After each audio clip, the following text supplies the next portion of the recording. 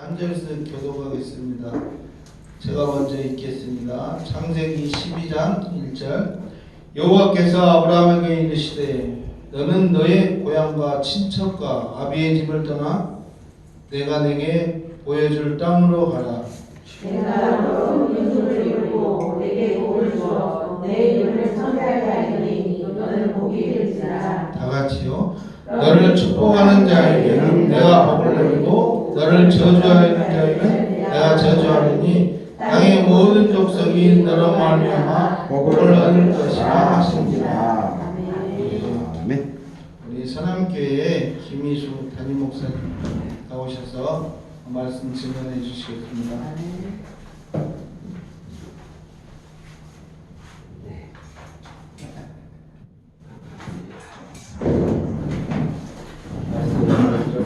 저희 교회에서 이렇게 우리 12일 모임이 시작한다고 제가 흔쾌히 수락을 하고 우리 장로장 상의해서 이런 기업 모임들이 잘 되고 활성화되고 더 우리 남은 지역에 이런 분들이 많이 생겼으면 좋겠다는 심정으로 이렇게 허락을 하고 같이 모임을 갖게 됐는데 또 이렇게 예배까지 불러주셔서 감사합니다. 한 번은 뵙고 싶었어요.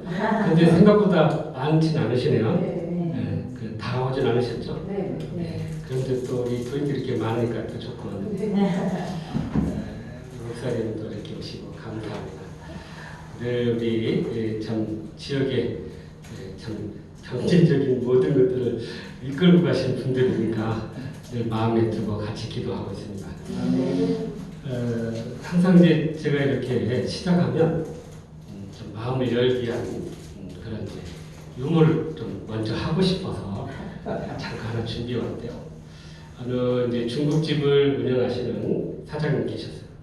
사장님의 아들이 있었는데 초등학교 다니는 아들이었어요. 아들이 갔다 학교를 끝나고 와서 아빠 나 시험 쳤어요.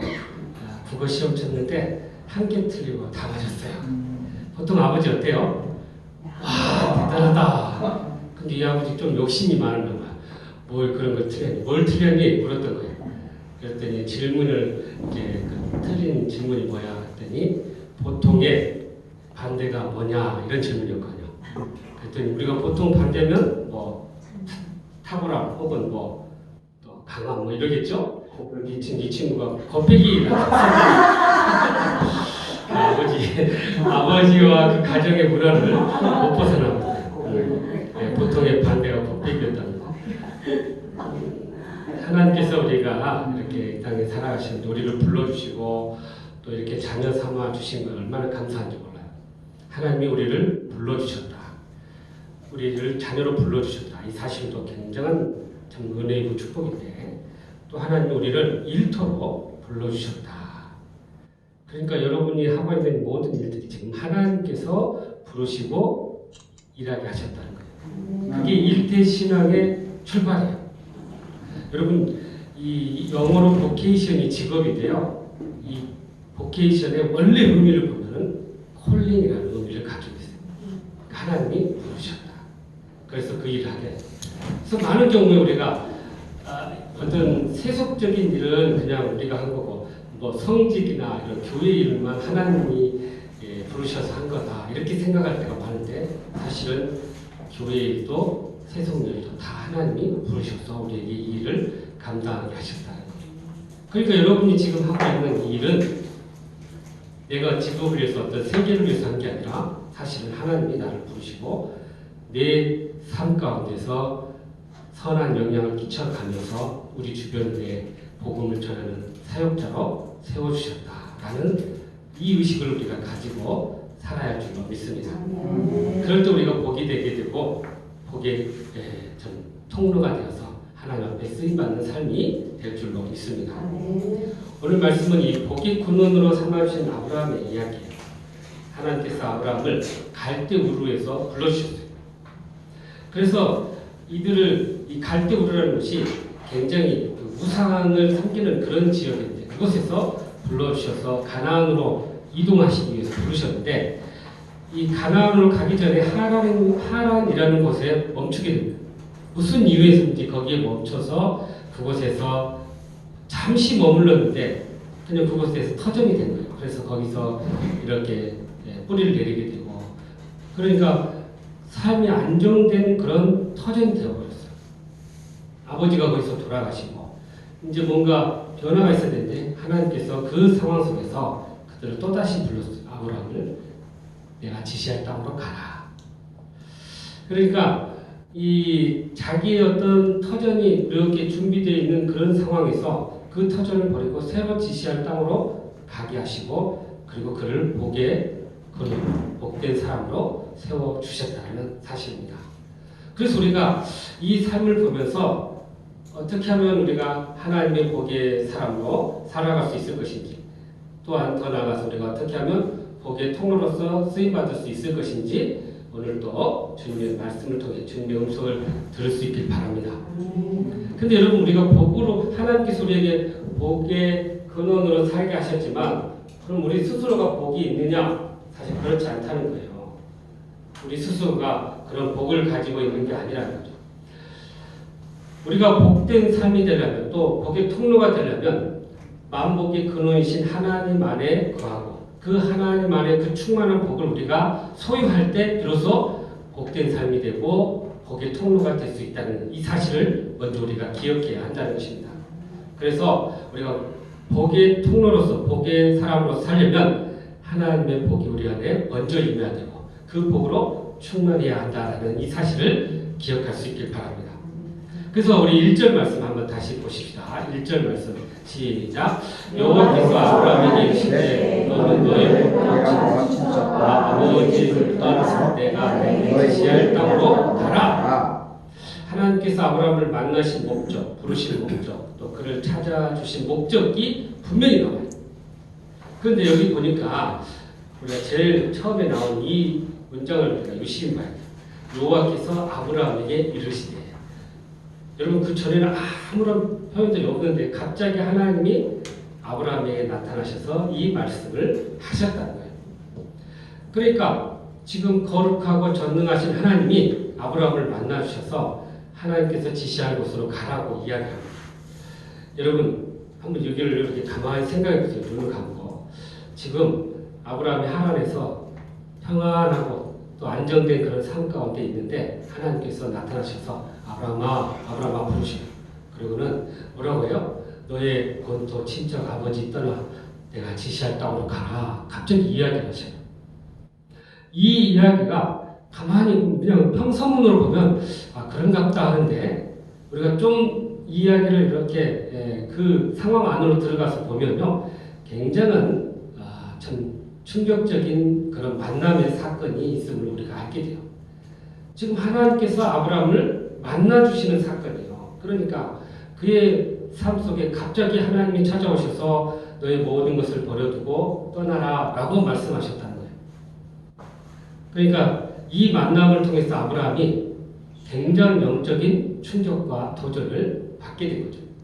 그래서 여기 보면 하나님의 임재를 체험하고 하나님의 말씀을 듣고 그가 새롭게 새로운 삶으로 변화된 계기가 바로 이 표현 안에 다 들어있다는 거죠.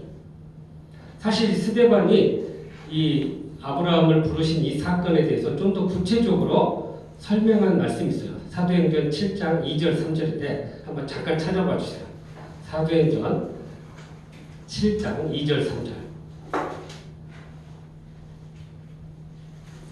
자, 찾으신 분은 먼저 읽어주실래요? 스데반이 이르되 여러분 병들이여 들으소서. 우리 조상 아브라함이 하나님을 믿기 전 메소포타미아에 있을 때에 영광의 하나님이 그에게 보여 이르시되 내 고향과 친척을 떠나 내가 내게 보일 땅으로 가라 하시니. 아멘. 자, 우리가 읽었던 1절하고 좀 비교해보면 다른 게 좀 하나 나와요. 뭐가 있을 것 같아요? 이거 찾아내면 대단한 분이에요, 진짜. 메소포타미아에. 그건 이제 새로운 단어죠. 갈대아 우르를 이렇게 메소포타미아라고 하니까 사실 그거보다도 더 중요한 게 좀 틀리라고 하지만 좀 창세기 12장 1절과 지금 이 7장 2절 3절에서 나온 내용은 내가 내게 보일 땅으로 보일 땅으로. 여기 그렇죠. 거기 앞에 보면 이런 표현 나와요. 영광의 하나님이 그에게 보여줬다. 그러니까 우리가 아까 창세기 12장 1절에서 볼 때는 여호와 하나님께서 아브라함에게 이르시되 그냥 말로만 하신 줄 알았더니 스데반을 통해서 하신 말씀은 보여주시기도 했다는 거예요. 여러분, 하나님의 말씀을 귀로 듣는 거하고 보여주면서 말씀한 거하고 그 차이가 얼마나 다를까요? 영적인 그런 감동과 감화력이 다를 수밖에 없죠. 하나님께서 직접 나타나셔서 말씀해 주셨다는 거예요. 그 감동과 그 감격과 그 차이가 얼마나 크겠습니까? 오늘 갑자기 살고 있는데 하나님이 나타나셨어요. 얘야, 아브라함아, 내가 내게 지시할 땅으로 가라. 사실 우리가 이렇게 읽지만은 굉장히 충격적인 사건이에요. 그 하나님의 인지를 경험하는 이 사건이 있을 때 우리의 삶에 놀라운 변화가 일어나는 거예요. 그러니까 갑자기 어디로 가라는데 그 말에 순종하게 되고 따르게 되는 거예요. 여러분, 우리에게도 이런 영적 경험이 있어야 된다는 거예요. 그래 하나님께서 나타나셔서 말씀하시고 보여주시고 깨닫게 하시고 이런 영적 체험이 있을 때 우리가 비로소 하나님의 사람으로 서게 되고 복의 사람으로 출발하는 발점이 된다라는 사실입니다. 그래서 아브라함이 갑자기 나타나신 그 하나님의 말씀을 듣고 순종할 수 있었던 이유는 바로 보여주시고 말씀하시고 그렇게 선포하신 그 말씀을 그가 받아들일 수 있게 된 거죠. 그리고 순종하게 되었던 거예요. 자, 그러면 하나님께서 이 아브라함에게 말씀하신 내용이 뭐예요? 너의 본토, 친척, 아버지 집을 떠나 내게 지시할 땅으로 가라. 동사가 2개 나와요. 하나는 떠나라. 또 하나는 가라.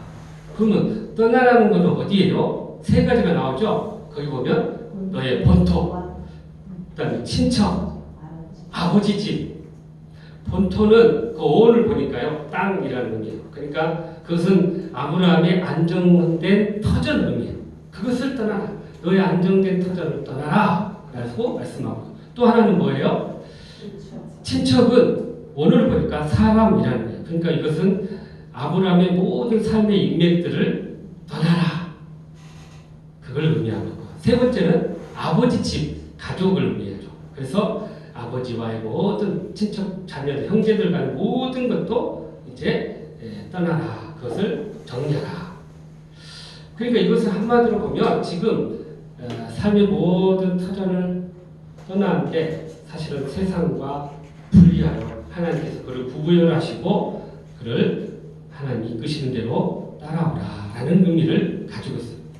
그러니까 지금의 믿지 않는 참 이 세상의 문화와 우상의 문화와 또 풍요의 문화와 이런 것에 빠져 있는 그를 부르셔서 구별하셔서 하나님의 말씀의 세계, 은혜의 세계로, 영적인 세계로, 축복의 세계로 그를 보내시겠다는 의미예요. 그래서 여기 가라는 말이 뭐냐면 내가 지시할 땅으로 가라 그랬는데 사실 여기 지시할 땅이라는 것이 구체적으로 말씀을 하지 않았어요.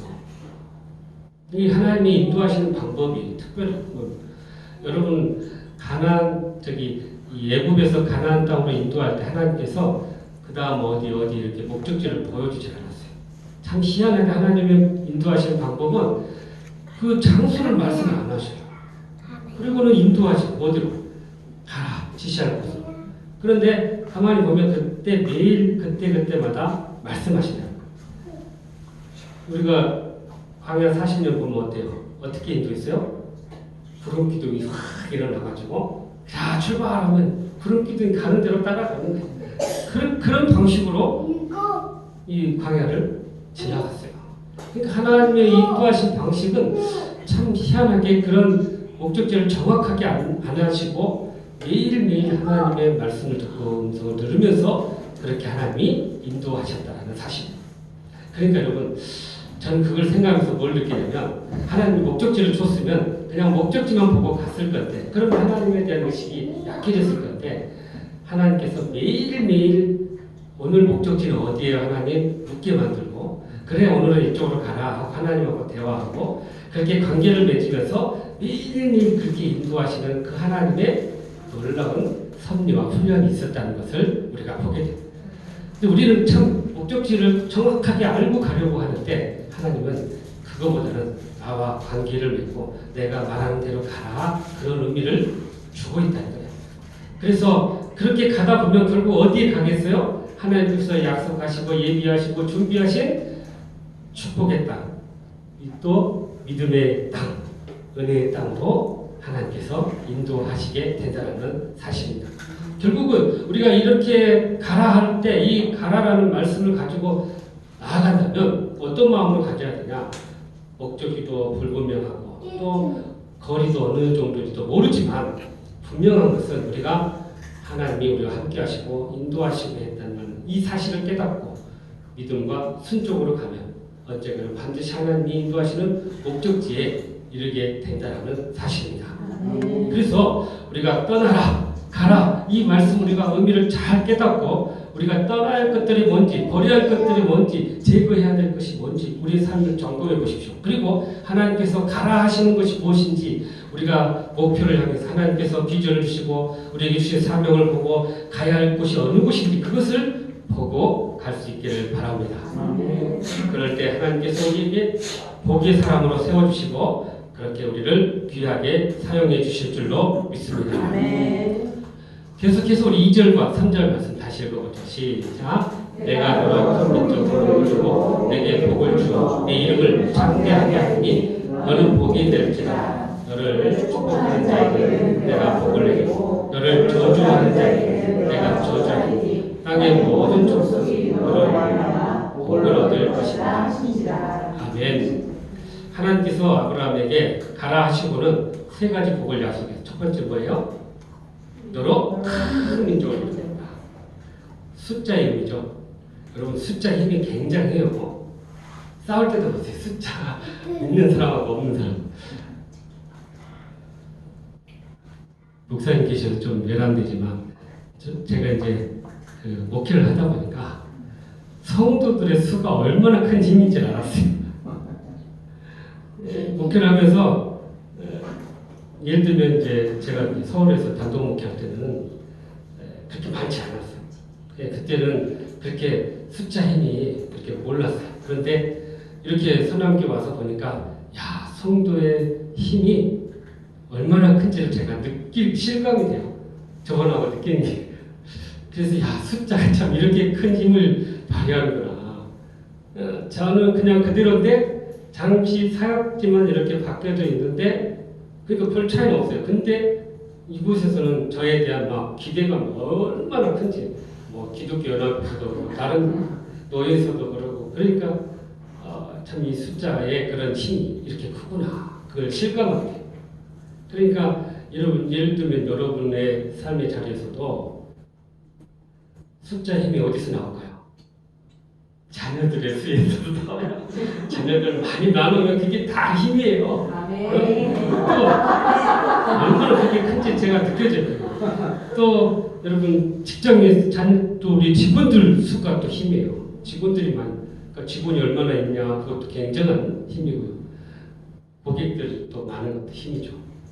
그러니까 이게 큰 민족 숫자를 이렇게 풍성하게 주시겠다고 약속해요. 그러니까 여러분 이걸 우리가 품어야 돼요. 아 하나님께서 큰 민족을 이루게 하시구나. 큰 우리 기업을 이루시길 원하시구나. 그것을 통해서 일하시길 원하시구나. 그것을 우리가 품을 수 있어야 돼요. 두 번째는 내 이름을 창대하게 하는 거예요. 여러분 이름 한마디에 와 그분 이름만 들으면 한마디에 아 그래 하고 그 이름이 주는 힘이 있어요. 우리가 지금 이 아브라함은 우리가 듣기에는 그 당시에는 뭐 그냥 평범한 사람 중에 하나겠지만 우리가 지금 들을 때 아브라함 어때요? 믿음의 조상. 그러니까 얼마나 힘이 있어요. 아브라함 하면 떠오르는 게 믿음이니까. 그러니까 그 이름에 대한 그 힘과 능력이 있는 거예요. 그러니까 우리의 이름 한 자가 창대하게 하겠다.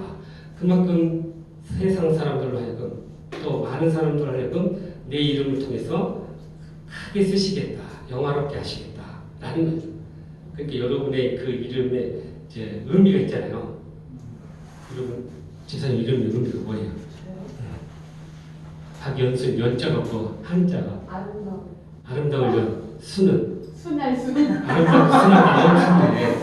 그런 진짜 그런 의미를 가지고 그렇게 창대하게 쓰임 받으라는 거예요. 윤경은 뭐예요? 윤전. 상상한 건데 네. 제가 이름을 개명을 했는데 예. 한문이 제가 모르는 한문이더라고요. 네. 그래가지고 저는 사실 뭔 윤경인지 모르고 최윤경 윤경인데 네. 한문으로 풀이가 안 그러니까 저 부모님이 지어주셨는데 개명을 했어요. 원래 부모님 지어준 이름 경식이에요. 최경식. 경식. 네, 서울경 심을식. 아, 네. 예.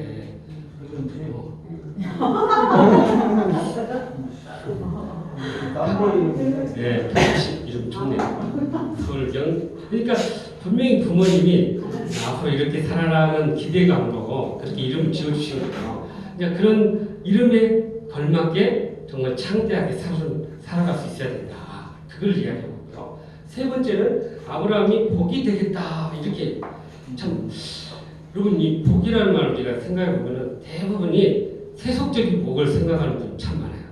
하나님께서 복을 주신다면 적어도 아파트는 한 40평 정도, 자동차는 벤츠 정도, 또 뭐 통장에 8이상. 우리 그 요즘에 그 나온 거 보니까 우리나라의 부에 어느 정도 되려면 몇 억 있어야 된다고 하죠. 그때 엊그제 제가 언뜻 봤는데 통장에 10억, 빚 없이 10억인가 그러더라고요. 네, 그게야 그 부의 그 저기 수준에 들어간다는 거예요. 근데 아니 그게 이제 그 사람들의 기준이고 그것에 우리가 기준 맞출 필요는 없고요. 네, 그런데 중요한 것은요. 이런 그 물질적인 기준이 아니라는 거예요. 하나님께서 말씀하신 복의 기준은 관계와 영향력의 복이라는 거예요. 아멘. 이걸 우리가 기억해야 돼요. 이거는 돈보다도 더 강력한 힘을 발휘해요. 이 관계라는 거. 사람과의 관계도 그렇고 하나님과의 관계도 그렇고 이것이 얼마나 큰 영향을 미치는지 몰라요. 그러니까 여러분 돈보다도 사실은 인간관계에 관계를 맺는 게 굉장한 힘이 있다는 것을 알아야 돼요. 그리고 또 내 삶을 통해서 영향을 끼쳐줄 수 있는 그 영향력의 확장이 일어날 때 엄청난 또 힘을 발휘해요. 그러니까 하나님께서 주시고자 하는 것은 단순한 소유의 복이 아니라 관계와 영향력의 복이라는 것을 우리가 알아야 된대요. 여러분 유대인들 한번 보십시오. 미국을 운영하고 지금 이렇게 거의 미국 사람들의 정신을 이끌고 있는 세력들이 사람들. 근데 인구가 얼마냐? 미국 전체 인구의 0.02%밖에 안 돼요. 그러니 그런 작은 사람들이 어떻게 미국을 움직이고 이 전 세계를 움직이는 강대국이 될 수 있냐? 다 이게 지금 그들의 신앙 교육에서 나온다 그래요. 근데 뿌리를 찾아보면 아브라함의 후손들이거든요.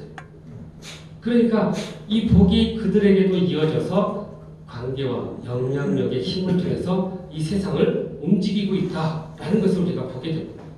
그런 여러분, 우리는 물론 물질적인 복도 필요하지만 이런 관계와 영향력의 복을 통해서 세상 사람들에게 선하고 또 복음을 증거하고 그렇게 은혜를 나눌 수 있는 그런 삶이 되어야 한다는 거예요. 그래서 우리 신명기 28장 1절 말씀 한번 우리 찾아볼까요? 굉장히 중요한 말씀을 얘기해 줬어요. 신명기 28장 1절 또 찾으신 분이 한번 읽어봐 주세요.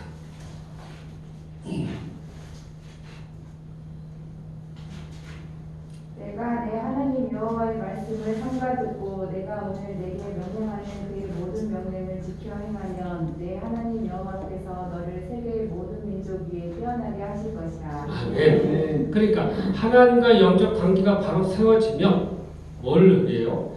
너를 세계 모든 민족 위에 뛰어나게 하실 것이다. 그렇게 하나님께서 그들을 세우시겠다고 말씀해요.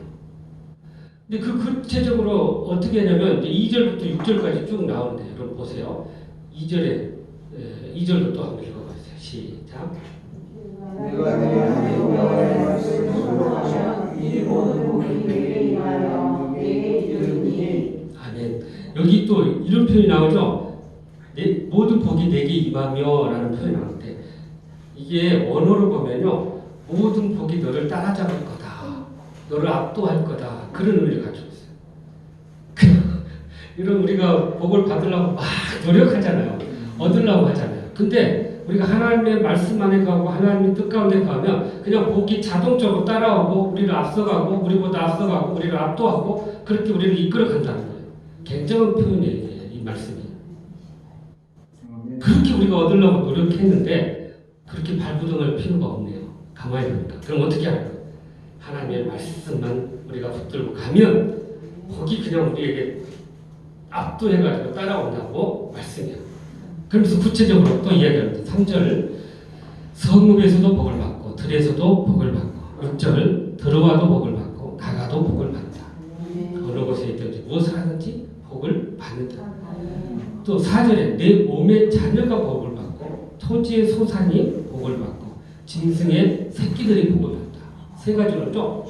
그러니까 내가 믿음의 복된 삶을 살면은 우리 자녀들이 복을 받게 되고 우리의 일터가 복을 받게 되고 우리의 곳간이 복을 받게 되고 그러니까 이 복의 의미를 쫙 올라가 보면 결국은 하나님과 우리가 영적 관계만 제대로 세워지면 이런 모든 복이 자연스럽게 이루어지게 된다는 거예요. 그래서 마태복음 6장 33절에 뭐라고 해요?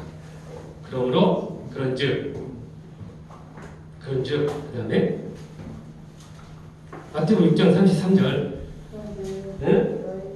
너희는 먼저 그의 나라와 그의 의를 구하라. 그리하면 이 모든 것이 너희 더하시리라. 그렇죠. 그러니까 먼저 그의 나라와 의를 구하고 하나님과의 말씀의 관계만 바로 세워지면 이 모든 것이 더해진다. 이 원리예요. 그러니까 지금까지 우리가 막 복 받으려고 노력하고 애썼는데 아니에요. 그게 아니라는 거예요. 성경의 복 받는 비결은 우리가 하나님 안에 거하고 하나님의 뜻 가운데 살아가고 하나님께서 하시는 말씀처럼 하나님의 나라 의를 구하며 살면 자연스럽게 따라오는 삶이라는 거예요. 이 원리를 여러분이 잘 깨닫고 여러분의 삶의 현장에서 잘 경영할 수 있길 바랍니다. 그러면 하나님께서 놀라운 복으로 허락해 주실 줄로 믿습니다. 여러분 우리가 읽은 12장 여기 28장에 5절 말씀 보면 또 놀라운 표현이 나와요. 내 광주리와 떡반죽 그릇이 복을 받는다. 나와 관련된 모든 것이 복을 받아요. 자녀도 일터도 또 내 모든 하는 일도. 그런데 놀랍게도 이건 무생물이잖아요. 그릇. 그렇죠. 내가 만지는 그릇들 아니에요? 그런 게 복을 받네요. 왜? 내가 복을 받으니까 사용하는 내가 만지는 모든 것이 복이 된다는 거예요. 우리 570의 사장님 네, 지사님이 복을 받으니까 그 57 해가지고 이렇게 갖고 해서 가서 팔면은 그걸 사용하고 쓰는 사람이 복을 받는다는 거예요. 놀라운 표현이에요. 이게. 그니 이 복이 이렇게 흘러가게 된다는 거죠. 그래서 이 구체적으로 또 복에 대해서 설명한 게 12장 3절에 나오는데요. 3절에 보니까 이런 표현을 너를 축복하는 자에게는 내가 복을 내리고 너를 저주하는 자에게는 내가 저주하리니 땅의 모든 족속이 너를 인하여 복을 얻을 것이니라 하시니라. 자, 축복과 저주의 기준이 누구라고요? 아브라함이야. 네, 그러니까 엄청나죠. 아브라함에게 잘해주면 복이 가고 아브라함에게 잘못했다 그러면 큰일 나겠어요. 저주가 간다는 거죠. 하나님께서 그렇게 쓰시겠다는 거예요. 그러니까 여기에는 축복도 있고 은혜도 있는데요. 반대로 생각하면 내가 어떻게 살냐에 따라서 다른 사람에게 복을 줄 수도 있고 저주를 줄 수도 있다는 아주 무서운 표현이에요. 사실은. 내가 그 사람과 관계가 잘 좋아가지고 그 사람이 나를 축복하게 만들어야 돼. 그래야 그 사람이 복을 받아. 그렇죠? 저 사람은 관계가 안 좋아갖고 나를 막 공격해요. 그럼 나 때문에 저 사람이 저주를 받게 돼요. 엄청난 무서운 표현이잖아요. 그러니까 여러분 꼭 기억하십시오. 내 삶을 통해서 복을 나눌 수 있는데 축복도 주고 저주도 줄 수 있으니 내가 정말 복을 나눠줄 수 있는 삶이 돼야 되겠구나. 그러려면 저쪽 사람이 나에게 좋은 말을 해야 될 거 아니에요. 그럼 좋은 말을 해주려면은 그 사람이 좋은 말을 하게끔 내가 어떤 행동이 있어야 되겠죠. 그래야 좋은 말이 나올 거 아니에요. 괘씸한 행동인데 좋은 말이 나오는 사람은 없잖아요. 그런데 좋은 말을 하게끔 내가 그렇게 행동했으면 그런 말이 나오게 돼요. 그러니까 결국은 1차적으로는 내가 어떻게 사냐에 따라서 다른 사람에게 복이 되기도 하고 저주가 될 수 있다는 그런 의미를 담고 있어요. 그러니 그러니까 예수님께서도 그러니 황금률 그죠? 받고자 하는 대로 그대로 대접하라고 했던 것처럼 그렇게 우리가 생활할 때 그 복을 나누게 된다라는 사실입니다. 제가 이제 사실은 간증 아닌 간증을 하나 해야 되는데 서울에 있는 한 치유하는 교회라고 그 당시 제가 있을 때 한 4,000명 정도 되는 교회였어요.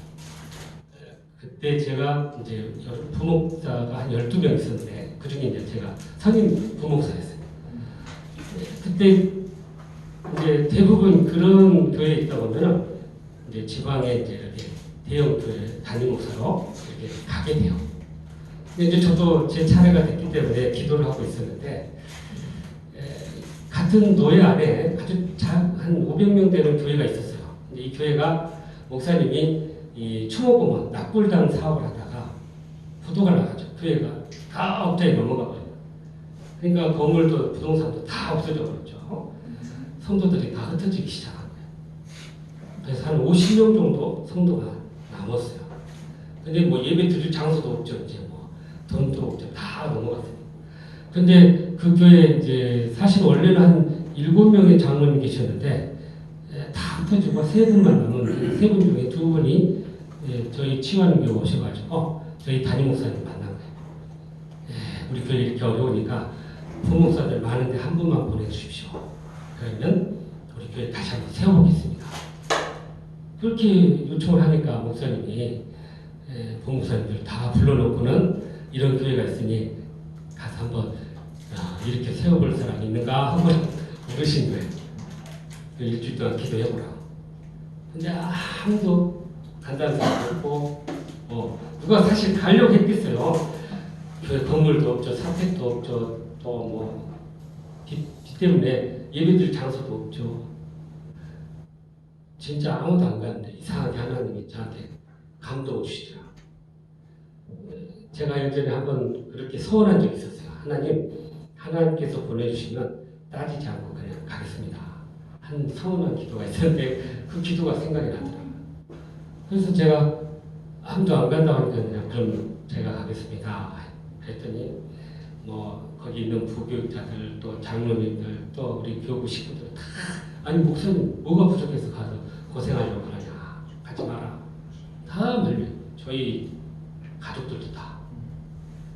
근데 이상하게 하나님이 보내시는 것 같아요. 그래서 그냥 제가 순종하는 마음으로 갔어요. 그래서 가봤더니 정말 뭐 말 그대로 아무것도 없는 그래서 노예에서 1억을 빌려가지고 건물 하나를 얻어서 이제 세를 주면서 거기서 예배를